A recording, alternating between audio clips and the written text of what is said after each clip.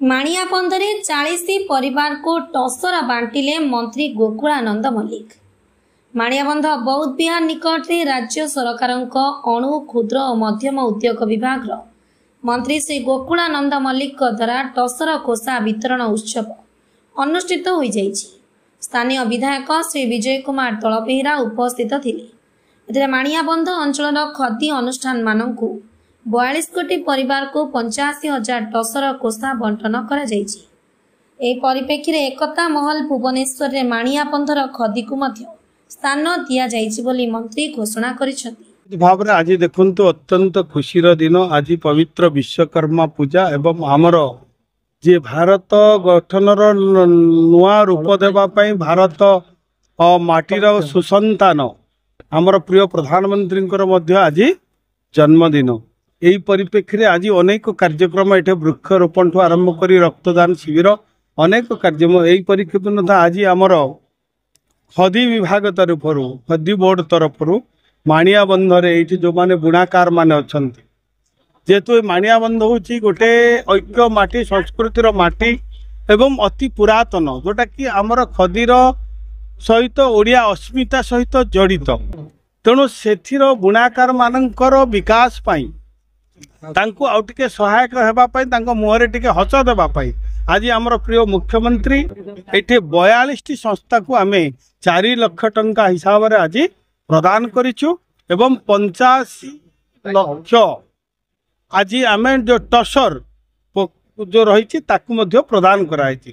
ମୂଳ ଲକ୍ଷ୍ୟ ହେଉଛି ଏମାନଙ୍କର ଅର୍ଥନୈତିକ ବିକାଶ, ଆମକୁ ଏମାନଙ୍କର ଯେଉଁ ବୁଣାକାର ମାନଙ୍କୁ ସ୍ୱାବଲମ୍ବୀ କରିବା, ତାଙ୍କୁ ଅର୍ଥନୈତିକ ଦିଗରେ ଆଉ ଟିକେ ଅଗ୍ରସର କରାଇବା ଏବଂ ଏଇ ଯେଉଁ ପରମ୍ପରାକୁ ବଜାୟ ରଖିବା, ଆକୁ ମଧ୍ୟ କେମିତି ବିଶ୍ୱ ଦରବାରରେ ଏଇ ଯେଉଁ ରହିଛି ଏଇଠିର ପାଟ, ଏଇଠିର ଗାମୁଛା, ଏଇଠିର ଅନ୍ୟାନ୍ୟ ଯେଉଁ ରହିଛି ବୁଣାର ସାମଗ୍ରୀ, ତାକୁ କେମିତି ଆମେ ଲୋକମାନେ ବ୍ୟବହାର କରିବା। ଆମକୁ ମୁଁ ଅନୁରୋଧ ଆଜି କରିଛି, ଆମ ପ୍ରିୟ ମୁଖ୍ୟମନ୍ତ୍ରୀ ମଧ୍ୟ ଅନୁରୋଧ କରିଛନ୍ତି, କମ୍ ସେ କମ୍ ଆମେ ଭୋକାଲ ଫର ଲୋକାଲ ଆମେ ଗୋଟିଏ ସପ୍ତାହରେ ଗୋଟିଏ ଦିନ ଖଦି ବ୍ୟବହାର କରିବା, ଯାହାଫଳରେ କି ଆମ ଲୋକମାନେ ଆମର ବୁଣାକାର ମାନେ ଉତ୍ସାହିତ ହେବେ, ତାଙ୍କର ମଧ୍ୟ ରୋଜଗାର ବଢ଼ିବ ଏବଂ ଆମର ପ୍ରିୟ ପ୍ରଧାନମନ୍ତ୍ରୀଙ୍କ ଯେଉଁ ଡାକରା ଅଛି ସ୍ୱାବଲମ୍ବୀ ଆମେ ନିଜର ଜିନିଷ ନିଜେ ବ୍ୟବହାର କରିବା, ଲୋକାଲ ଜିନିଷ ବ୍ୟବହାର କରିବା ଏବଂ ଆମେ ସଭ୍ୟତା ସଂସ୍କୃତିକୁ ଯେମିତି ବାହାର କଣ୍ଟ୍ରି ଆଜି ଅପଣେଇଲେଣି, ଆମକୁ ଅପଣେଇବାର ଅସୁବିଧା କୋଉଠି? ତେଣୁ ଆସନ୍ତୁ ଆମେ ସମସ୍ତେ ମିଶି ବିକଶିତ ଭାରତ ବିକଶିତ ଓଡ଼ିଶା ଗଠନ ଭାବରେ ଏଇଟାକୁ ମୁଁ ଆଲୋଚନା କରି ହେଉଛନ୍ତି ମୋର ବନ୍ଧୁ ବିଧାୟକ ଯେ ବିଜୟ ଭାଇ, ମାନେ ସେ ଜଣେ ମୋର ଲଢ଼ୁଆ ନେତା। ଏଇ ମାଟି ପାଇଁ ବଡ଼ମ୍ବା ମାଟି ପାଇଁ ସେ ତାଙ୍କର ଅବଦାନ ଅନେକ ରହିବ ଏବଂ ସବୁବେଳେ ମୁଁ ଯେତେବେଳେ ଯାଇ ତାଙ୍କୁ ଦେଖେ ବିଧାୟକ ହାତରେ 2-3ଟା ଚିଠି ଧରିଥିବେ ଏବଂ ଉପରେ ସମସ୍ତ ଦପ୍ତରକୁ ବୁଲୁଥିବେ। ଲୋକଙ୍କ ପାଇଁ କାମ କରିବାର ଯେଉଁ ଆଗ୍ରହ ମୁଁ ବିଜୟ ଭାଇଙ୍କୁ ଦେଖିଛି। ସବୁବେଳେ ସବୁ ସମୟରେ ଏଇ ମା ମାଟିର ବିକାଶ ପାଇଁ ଅହର ଚେଷ୍ଟା କରୁଛନ୍ତି। ତେଣୁ ତାଙ୍କର ଯେଉଁ ଉପସ୍ଥାପନା ନିଶ୍ଚିତ ଭାବରେ ଆମେ ବିଚାରକୁ ନେବୁ, କ'ଣ ହେଇଛି ତା ଭିତରେ ଅନୁଧ୍ୟାନ ଆମେ କରିବା, ଅନୁଧ୍ୟାନ କଲା ପରେ ଆପଣମାନଙ୍କ ସହିତ ଆଲୋଚନା। ନିଶ୍ଚିତ ବୁଣାକାର ମାନେ ହସିବେ, ନିଶ୍ଚିତ ଭାବରେ ଏଇ ଆମର ସରକାରରେ ସମସ୍ତେ ହସିବେ। କୃଷକ ହସିବ, ମହିଳା ହସିବ, ଯୁବକ ହସିବ, ବୁଣାକାର ହସିବ, କାହିଁକି ନା ସରକାର ହେଉଛି ଲୋକଙ୍କ ସରକାର, ସରକାର ଲୋକଙ୍କ ପାଇଁ।